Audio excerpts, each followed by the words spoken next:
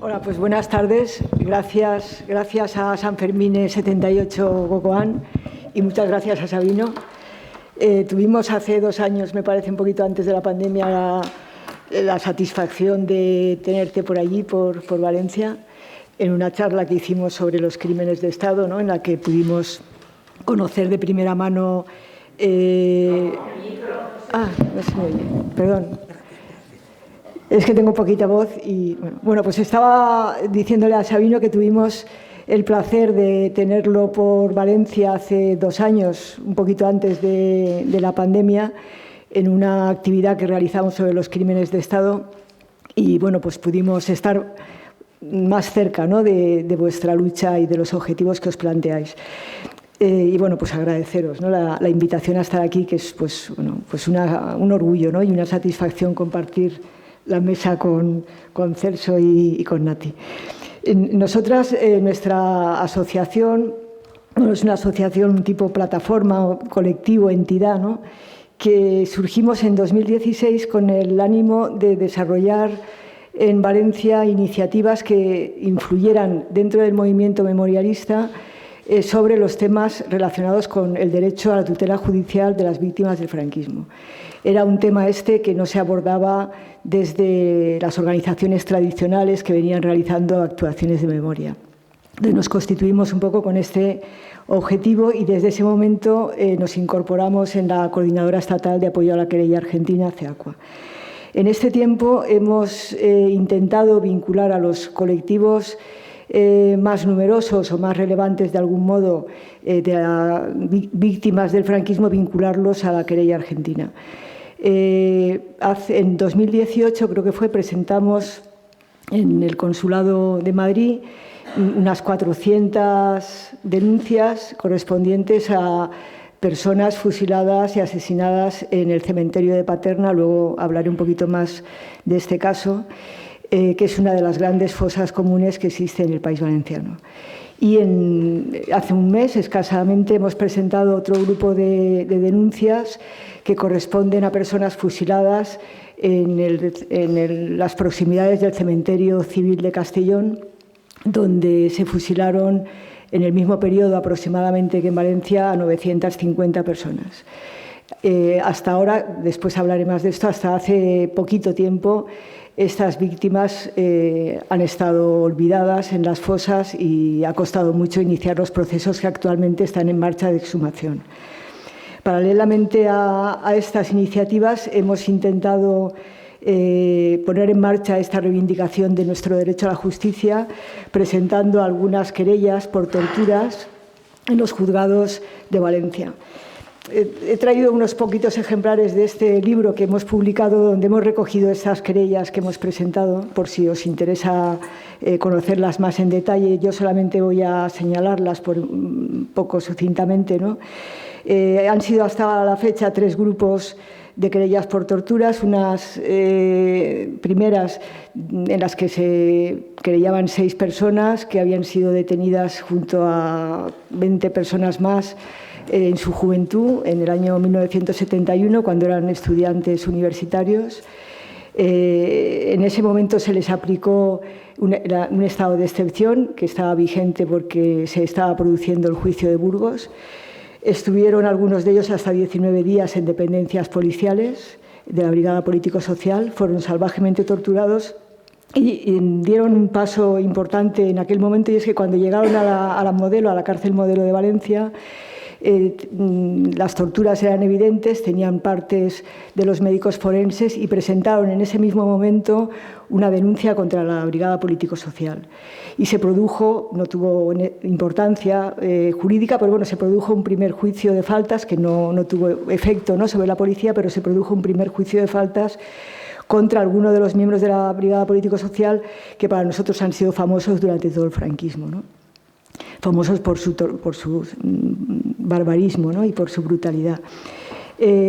Posteriormente presentamos una querella que ha sido colectiva, la presentaban 11 personas y el sindicato Comisiones Obreras como acusación particular, correspondiente a detenciones ocurridas en los años 68 y 70. Eran sobre todo personas fundadoras después de las Comisiones Obreras y también fueron salvajemente torturados.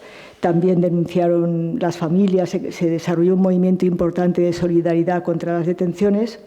Y en este caso, además de denunciar a los, para nosotros, famosos Manuel Ballesteros, Castellano, Benjamín Solsona, también denuncian en su querella a Miguel Rubio, que lo conoceréis porque posteriormente fue el jefe superior de la policía de Iruña, ¿no?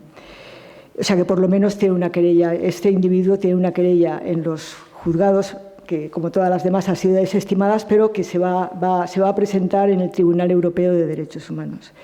Y también presentamos otro grupo de querellas de 6 personas, entre las que está la mía personal, de personas que fuimos detenidas en el verano de 1975. Se nos aplicó el decreto ley antiterrorista, aprobado en agosto de ese año. En mi caso permanecí 9 días en las dependencias policiales y, bueno, y he denunciado a los mismos policías que antes he nombrado por torturas y también me he querellado contra el juez instructor y el secretario del Juzgado Militar Permanente número 1 de la Tercera Región Militar que intervinieron en aquellos hechos. Tenemos en cartera otras próximas querellas que vamos a ir presentando a lo largo de este año, pero bueno, con estas iniciativas lo que estamos materializando es la reclamación de nuestro derecho a la justicia. Pensamos que es una manera de dejar constancia de la represión que no cesó durante toda la dictadura, porque digamos que esa primera fase, ¿no?, de la represión brutal de los primeros años del franquismo, quizás no hay manera de ocultarla, ¿no? Pero no hay que olvidar que hubo 8 estados de excepción entre 1959 y 1975, bueno, que os voy a contar a vosotros, ¿no? En un orden jurídico y político de excepción permanente, ¿no? 22.600 causas abiertas en el TOP que afectan a más de 50.000 personas, 5.500 personas condenadas civiles en consejos de guerra militar, de justicia militar entre 1960 y 1977. La respuesta a todas estas querellas hasta el momento por parte de los jueces, ya las conocéis, no son ninguna novedad.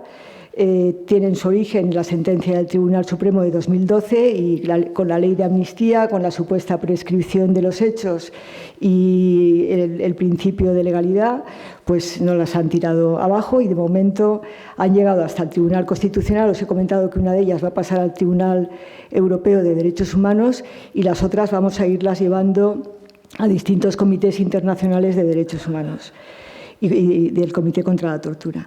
Y además de estas querellas que he comentado por torturas, hemos presentado también por vía judicial querellas por desapariciones forzosas por personas fusiladas en Paterna.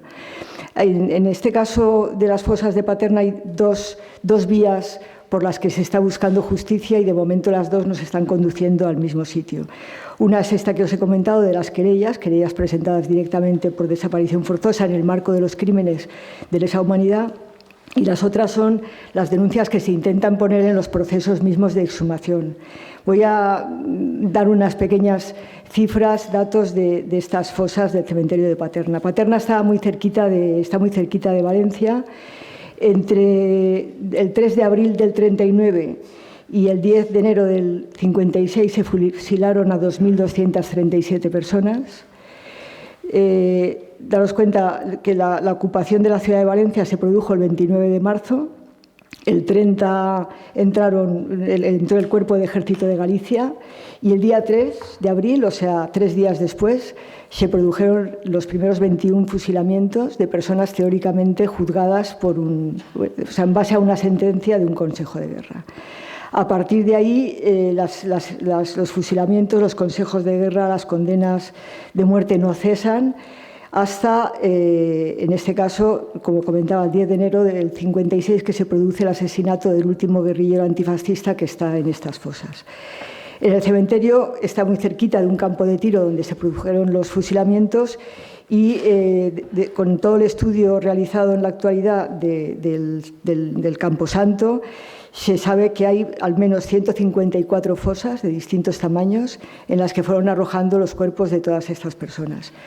Algunas de ellas en el momento al poco de ser fusiladas, pudieron ser rescatadas por sus familias porque tenían medios para hacerlo o algunos recursos y pudieron sacarlos de las fosas y enterrarlos individualmente. Hay dos casos, uno es el que fue rector de la Universidad de Valencia, doctor Peseta Alexandre, una persona muy reconocida, que sí que consiguió la familia sacarlo, y otro caso que comento brevemente es una mujer que se llamaba María Pérez La Cruz, era del puerto de Sagunto, muy joven, marchó al frente de Teruel, la hirieron al poco de aparecer allí. Cuando terminó la guerra, alguien la denunció de hechos que habían sucedido mientras ella estaba hospitalizada.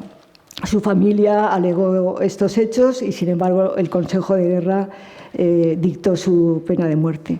Entró en la cárcel con un niño pequeño, fue fusilada. En el 42 nadie supo qué pasó de su hijo. Pensamos que es un caso temprano de bebé robado, ¿no? Esta mujer sí que su familia pudo sacarla de la saca de ese día, de los fusilados de ese día, y la pudo enterrar aparte. Es una de las 17 mujeres de este conjunto de fusilados que hay en el cementerio de Paterna. Hasta 1985 no se produjo la primera investigación seria sobre estos fusilamientos. Un historiador local hizo su tesis doctoral sobre otro tema, descubrió que había en el registro civil unos libros abultadísimos sobre defunciones que no correspondían con la población de ese momento de Paterna, y decidió estudiar qué era eso y descubrió que había ocurrido eso, que en las proximidades del cementerio se habían fusilado a todas estas personas. En ese momento que se produce esta investigación y se hacen públicos los nombres, muchas de las familias que habían estado sosteniendo la memoria, pese a los culatazos de la Guardia Civil, los insultos que recibían cada vez que iban al cementerio, encontraron por primera vez una confirmación de lo que sospechaban, de que sus familiares estaban allí. Eso, he dicho 1985. Bueno, pues hasta 2017 prácticamente no se inicia un proceso de exhumaciones científicas. Hasta ese momento se habían producido algunos intentos. La ley de Zapatero, que sí que permitía, la ley de memoria de Zapatero permitía que las familias pudieran iniciar procesos de exhumación. En el País Valenciano, que gobernaba la derecha cavernícola, pues fue absolutamente cercenada, se impedía su puesta en marcha, y solamente hasta que llegaron pues, los nuevos gobiernos progresistas se pudo iniciar un proceso de exhumación con subvenciones, hecho de manera como se deben hacer, ¿no? Y los informes de los equipos de arqueólogos que están realizando estas exhumaciones nos muestran dos cosas muy importantes. Una es que muestran la verdad. Ellos están en sus informes revelando lo que supuso aquella terrible represión, analizando que esas fosas no fueron fruto de la casualidad. Hay un plan sistemático de eliminación de una parte importante de la población, y para eso se trabaja de manera profesional para construir las fosas. Tienen evidencias de que los fusilamientos se produjeron siendo maniatados los presos, ¿no? Hay alambres y cuerdas junto a los restos. Hay evidencias de que las ejecuciones las realizaron miembros del Ejército, pero también de la Guardia Civil y también de civiles por los casquillos de bala que descubren en las fosas, ¿no? Y también es importante estos informes que ellos están haciendo cada vez, como decía, en la otra vía judicial, cada vez que ellos descubren los primeros restos humanos, acuden a los juzgados para intentar que los juzgados judicialicen ese proceso de exhumación, para que todos los hallazgos que se produzcan constituyan pruebas judiciales con las que establecer la naturaleza de estos crímenes. Y no están haciendo ni más ni menos que intentar que se aplique lo que la Convención Internacional para la Protección de las Personas contra las Desapariciones Forzadas viene diciendo sistemáticamente. Dicen Estos procesos deben de judicializarse para que las pruebas permitan reafirmar de qué tipo de crímenes estamos realizando. Estamos hablando cómo se realizaron y qué consecuencias eso tiene para la población y para los responsables. Sin embargo, las respuestas, como decía, han sido impedir por parte de los jueces, impedir ningún proceso, no judicializar ninguna de estas exhumaciones y, por tanto, se está vulnerando de manera reiterada las recomendaciones que, como decía el Comité Internacional sobre Desapariciones Forzosas de Naciones Unidas, está señalando. Con la nueva ley de memoria, con lo que voy a terminar, con la nueva ley de memoria permitiría quizás dar un paso interesante, importante para las familias, y es que estos procesos ya deben de ser, y así lo dice la ley, aunque solamente en el ámbito administrativo, ya serán materia de las administraciones públicas, y también debería la nueva ley plantearse algo que no recoge y que las familias vienen fehacientemente reafirmando que necesitan, que es la anulación de todas las sentencias de estos consejos de guerra ignominiosos que se realizaron, que es la manera real, auténtica, aparte de haber, una vez ya recuperados los restos, pues de asegurar que sus familiares recuperan la dignidad y lo que les corresponde, ¿no? Ese derecho a la verdad, a la justicia, a la reparación que establece la justicia universal para todas las víctimas del franquismo.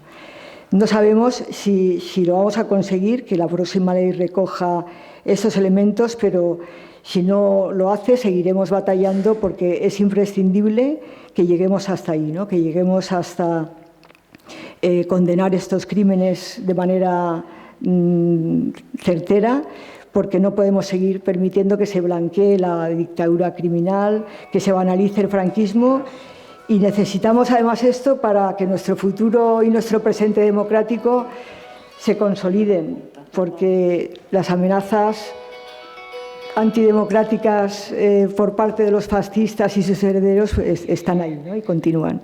Entonces, me detengo aquí porque ya he consumido todo mi tiempo. Hay algunas cosas más que me hubiera gustado comentar sobre los procesos de exhumación, pero bueno, como me dice Sabine que no, ya lo voy a dejar aquí, y en todo caso luego, si tenéis alguna pregunta, pues se puede ampliar más estos temas.